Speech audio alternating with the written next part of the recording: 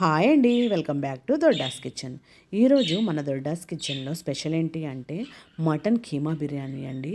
చాలా అంటే చాలా టేస్ట్గా ఉంటుంది. తప్పకుండా వీడియో ఎక్కడా స్కిప్ చేయకుండా కంప్లీట్గా చూసి మీరు కూడా ట్రై చేసి మీకు ఎలా వచ్చిందో తప్పకుండా కామెంట్ చేయండి.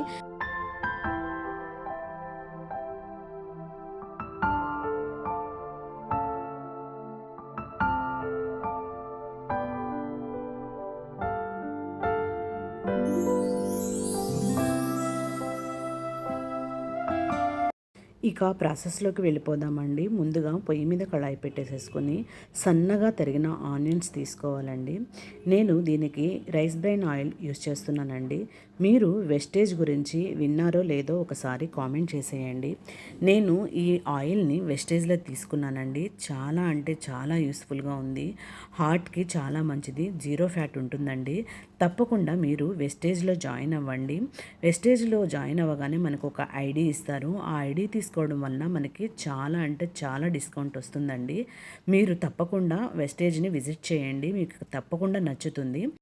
కళాయి కొంచెం వేడైన తర్వాత మనం ఆయిల్ వేసేసుకొని అందులో సన్నగా తరిగినటువంటి ఆనియన్స్ని వేసుకొని వీటిని మంచిగా ఫ్రై చేసుకోవాలండి. బ్రౌన్ కలర్ వచ్చే వరకు కూడా జాగ్రత్తగా దగ్గరుండి ఫ్రై చేసేసుకుని వీటన్నిటిని కూడా ఒక గిన్నెలోకి తీసేసుకోవాలి. తరువాత ఇక అదే ఆయిల్లో మనం జీడిపప్పు కూడా వేయించేసుకుందామండి. జీడిపప్పును కూడా వేసేసుకొని మంచిగా గోల్డెన్ బ్రౌన్ కలర్ వచ్చే వరకు కూడా వేయించుకొని వీటిని కూడా వేరే గిన్నెలోకి తీసేసుకుందాము.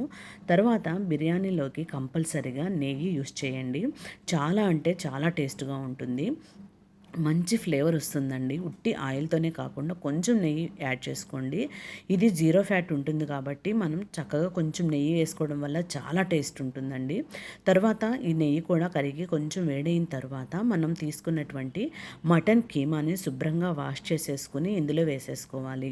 చక్కగా ఇందులో వేసేసుకుని మనం కొంచెం సాల్ట్ వేసేసుకుంటే అందులో వాటర్ వస్తుందండి. ఇందులో వచ్చేటువంటి వాటర్తో మంచిగా సిమ్లో పెట్టుకుంటే మగ్గిపోతుంది. ఇంకా ఎక్స్ట్రా వాటర్ ఏమీ యాడ్ చేయవసరం లేదు. కొంచెం పసుపు కూడా వేసేసుకుని మంచిగా మిక్స్ చేసేసుకోవాలి. బాగా కలిపేసేసుకుని మనం మూత పెట్టేసేసుకుంటే అందులో ఇంకా వాటర్ కూడా వస్తాయండి. ఆ వాటర్తో మటన్ కీమా ఉడికిపోతుంది. విడిగా బాయిల్ చేసుకోవాల్సిన అవసరమే లేదండి. చాలామంది విడిగా బాయిల్ చేసుకుంటారు. అది కూడా బాగానే ఉంటుంది, టేస్ట్గానే ఉంటుంది. కానీ అంత ప్రాసెస్ అవసరం లేదు. చక్కగానే ఉడికిపోతుంది. కొంచెం సిమ్లో పెట్టేసుకుని మూత పెడితే కనుక మగ్గిపోతుంది. ఇలా చక్కగా అందులో ఉన్నటువంటి ఫ్యాటు కొంచెం ఆయిల్ అందులో ఉన్నటువంటి మొత్తం వాటర్ అంతా కూడా బయటకు వచ్చేస్తుందండి. ఇప్పుడు ఇందులో కొంచెం కరివేపాకు, కట్ చేసుకున్నటువంటి గ్రీన్ చిల్లీ కూడా వేసేసుకొని బాగా కలుపుకోవాలి. బాగా కలుపుకొని ఇందులో మనం వేయించి పెట్టుకున్నటువంటి బ్రౌన్ ఆనియన్స్ కొన్ని వేసుకోవాలండి, కొన్ని ఉంచుకోవాలి దమ్ములోనికి. కొన్ని ఇందులో వేసేసుకొని బాగా కలుపుకొని మూత పెట్టి మగ్గనివ్వండి. మంచిగా మగ్గుతుందండి. అందులో ఉన్నటువంటి వాటర్ అంతా కూడా ఇనికిపోతూ చక్కగా మటన్ కీమా ఉడికిపోతుంది. అందులో కొంచెం పుదీనా, కొత్తిమీర కూడా వేసేసుకొని బాగా కలుపుకోవాలి.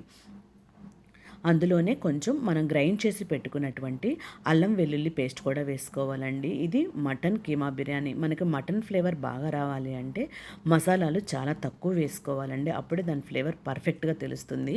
చికెన్ దమ్ బిర్యానీలోనికైతే చాలా మసాలాలు యాడ్ చేసేసుకుంటూ ఉంటారు. కానీ మటన్ బిర్యానీలోకి వచ్చేసరికి మనం మసాలాలు చాలా తక్కువ వేసుకుంటేనే మటన్ ఫ్లేవర్ పర్ఫెక్ట్గా తెలుస్తుంది. అల్లం వెల్లుల్లి పేస్ట్ కూడా వేసేసుకుని మూత పెట్టేసేసుకుంటే దాని పచ్చివాసన పోయి మంచిగా ఫ్రై అవుతుందండి. విడిగా ఫ్రై చేసుకోవాల్సిన అవసరమే లేదు. చక్కగా ఇందులోనే ఫ్రై అయిపోతుంది. తర్వాత కొంచెం కారం యాడ్ చేసుకోండి. టేస్ట్ కోసం మరీ చప్పగా ఉంటుందండి. కారం బిర్యానీ చప్పగా ఉండకుండా కొంచెం స్పైసీగా ఉండాలి అంటే కొంచెం కారం యాడ్ చేసేసుకోండి. ఇలా కారం కూడా వేసేసుకుని ఇప్పుడు పెరుగు వేసుకోండి. మంచి గ్రేవీ వస్తుందండి. దీంతోనే బిర్యానీ చక్కగా చాలా టేస్ట్గా ఉంటుంది. పెరుగు కూడా వేసేసుకుని ఇవన్నీ కూడా బాగా మిక్స్ అయ్యేలాగా బాగా కలుపుకోవాలి. మటన్ను తీసుకునేటప్పుడు కొంచెం ఉండలు ఉండేలాగా చూసుకోండి. అక్కడక్కడ మరీ పొడి పొడిలాడుతూ ఉంటే అంత బాగుండదు. ఇందులో ఇప్పుడు కొంచెం మసాలాలు యాడ్ చేసుకుందామండి. కొంచెం అంటే కొంచెం ఇందులో కొంచెం మటన్ మసాలా అలాగే బిర్యానీ మసాలా వేసానండి. మంచి బిర్యానీ ఫ్లేవర్ రావాలి కదా, అందుకని చెప్పి బిర్యానీ మసాలా కొంచెం అలాగే మటన్ మసాలా కొంచెం వేసేసుకొని బాగా కలుపుకోవాలి. ఇలా కలిపేసేసుకొని మనం మూత పెట్టేసేసి మగ్గనిచ్చామంటే కనుక మంచిగా ఉడికిపోతుందండి. మటన్ ఆల్రెడీ చాలా వరకు కుక్ అయిపోయింది. పెరుగు ఆ కారం అన్నీ ఇప్పుడే వేసాం కాబట్టి ఆ పచ్చి వాసన పోయి చక్కగా మగ్గిపోయి దాంట్లోంచి నెయ్యి ఆయిల్ బయటకు వస్తూ ఉంటుందండి. తర్వాత మనం ఇంకొక స్టవ్ మీద కళాయి పెట్టేసేసుకుని బిర్యానీలోకి వాటర్ పోసేసుకుని వాటర్ వేడైన తర్వాత సాల్ట్ వేసేసుకొని అందులోకి హోల్ గరం మసాలా వేసేసుకోవాలి. తర్వాత కొంచెం పుదీనా కొత్తిమీర కూడా వేసేసుకుని కొంచెం ఆయిల్ అలాగే ఒక నిమ్మబద్ద కూడా పిండేసేసుకుని మంచిగా మరగనివ్వండి. బాగా మరిగితే కలర్ మారిపోతున్నాయి వాటరు. ఇలా మరిగిపోయిన తర్వాత మనం నానబెట్టుకున్నటువంటి బాస్మతి రైస్ ఇందులో వేసుకోండి. బాస్మతి రైస్ని హాఫ్ అన్ అవర్ నానబెట్టుకోండి. చాలా చక్కగా వస్తుంది పొడి పొడిలాడుతూ రైస్. ఇందులో వేసేసుకుని బాగా ఉడకనివ్వాలండి. మనకి ఆల్మోస్ట్ 70-80% ఉడికిపోవాలి రైస్లో. ఇంకా దమ్లో ఆ 20% ఉడికిపోతుందండి. చక్కగా ఉడికిపోవాలి. ఇటువైపు చూసారు కదా, అస్సలు ఇక వాటర్ అనేది లేదండి. ఆయిల్ నెయ్యి అంతా కూడా బయటకు వచ్చేసింది. ఇలా చక్కగా మగ్గిపోయిన తర్వాత ఇందులో నుంచి కొంచెం కర్రీ నేను బయటకు తీసుకుంటున్నానండి. కొంచెం ఆయిల్ మాత్రం రాకుండా, నెయ్యి ఆయిల్ రాకుండా కొంచెం కర్రీని ఒక గిన్నెలోకి తీసేసుకుని దీని తర్వాత మనం లేయర్స్ వేసుకుందామండి. లేయర్లో దీన్ని కనుక యూస్ చేసుకుంటే కర్రీ అంతా అడుగునే ఉండిపోకుండా దాని ఫ్లేవర్ అనేది రైస్ మొత్తానికి కూడా పడుతుంది. కాబట్టి కొంచెం తీసేసుకొని ఉన్న కర్రీని మొత్తం కళాయి మొత్తం స్ప్రెడ్ చేసేసుకోవాలి. ఇలా స్ప్రెడ్ చేసేసుకొని ఆల్రెడీ 70-80% ఉడికినటువంటి రైస్ని ఇందులో వేసేసుకొని బాగా స్ప్రెడ్ చేసుకోవాలండి. అంతా చక్కగా అన్ని వైపులా వచ్చేలాగా రైస్ వేసేసుకుంటూ కొంచెం జీడిపప్పు కొత్తిమీర కూడా మధ్యలో వేసుకుని తర్వాత మరలా రైస్ వేసేసి ఇప్పుడు మనం తీసుకున్నటువంటి కొంచెం కర్రీ ఉంది కదండి, ఆ కర్రీని కూడా ఇందులో వేసేసుకుని మరలా ఇంకొక లేయర్ రైస్ వేసేసుకుని జీడిపప్పు అలాగే కొత్తిమీర బాయిల్ చేసుకున్నటువంటి ఎగ్స్ వేసేసుకోండి. చాలా టేస్ట్గా ఉంటుందండి. ఇలా వేసేసుకుని మీకు ఇష్టమైతే ఫుడ్ కలర్ యాడ్ చేసుకోండి, లేకపోతే స్కిప్ చేసేయండి.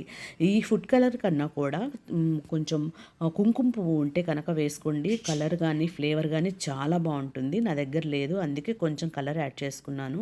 అంతేనండి. కొంచెం సేపు మూత పెట్టేసేసి దమ్ ఇవ్వండి. అంతేనండి. తర్వాత కొంచెం సేపు స్టవ్ ఆఫ్ చేసిన తర్వాత ఒక 5 మినిట్స్ వదిలేసేయండి. తర్వాత మూత తీసేసి ఇలా పైకి కిందకి కదుపుకుంటే ఎంతో టేస్టీగా ఉండేటువంటి మటన్ కీమా బిర్యానీ రెడీ అయిపోతుందండి. తప్పకుండా మీరు కూడా ట్రై చేయండి. మీరు కూడా ట్రై చేసి మీకు ఎలా వచ్చిందో నాకు కామెంట్ చేసేయండి. చాలా అంటే చాలా టేస్ట్గా ఉంటుందండి. తప్పకుండా దొడ్డాస్ కిచెన్ని లైక్ చేయండి, షేర్ చేయండి, సబ్స్క్రైబ్ చేయండి.